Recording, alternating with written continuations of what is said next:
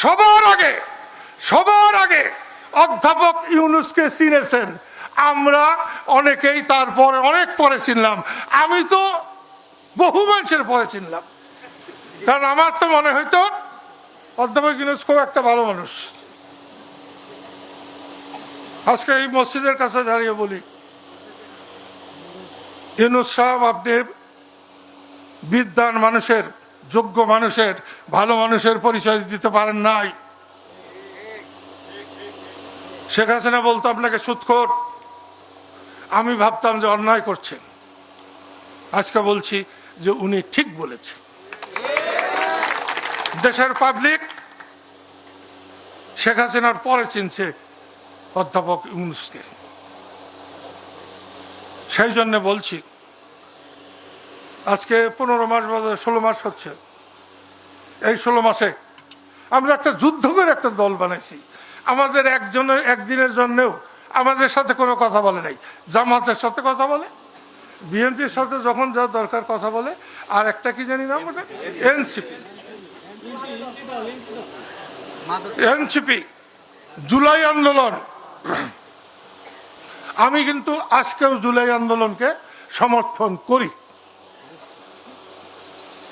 শেখ হাসিনার সরকারের পতন যারা ঘটিয়েছে, আমি আমার মন থেকে, সমস্ত হৃদয় থেকে তাদের আমি এখনো সমর্থন। কিন্তু তাদের পরবর্তী কাজ, তাদের পরের কাজ একটাও সমর্থন করতে পারি না। তারা কাউকে মানেনি। আজকের থেকে বলবো, আমাদের লোকেরা সর্বসময় সর্বত্র জয় বাংলা, জয় বঙ্গবন্ধু বলবে। সরকারকে অনুরোধ করব, যদি জয় বাংলা কোনো অপরাধ হয়ে থাকে, জয় বাংলা বললে যদি কাউকে গ্রেপ্তার করা হয়, তাহলে আমাকে প্রথম করেন, তারপর বাকি যাদেরকে করেন। দেখা যাবে জেলখানায় কত জায়গা আছে, এটা দেখা যাবে। শেখ হাসিনার তলে কাদের সিদ্দিকী থাকলে দেশের যে অবস্থা, তুমি কে আমি কে, রাজাকার কাদের সিদ্দিকীরও পাড়াইয়া মারত। লতিফ সিদ্দিকী আওয়ামী লীগে থাকলে আজকে লতিফ সিদ্দিকীকে খুঁজে পাওয়া যেত না। আমার ভাবি লাইলা সিদ্দিকী কেউ পুষতও না। আমি 25 বছর ধরে শেখ হাসিনার সরকারের বিরোধিতা করছি, আমারেও জোরন দিয়া নিয়ে যাইতো। এগুলো সব আল্লাহর তরফ থেকে হয়েছে।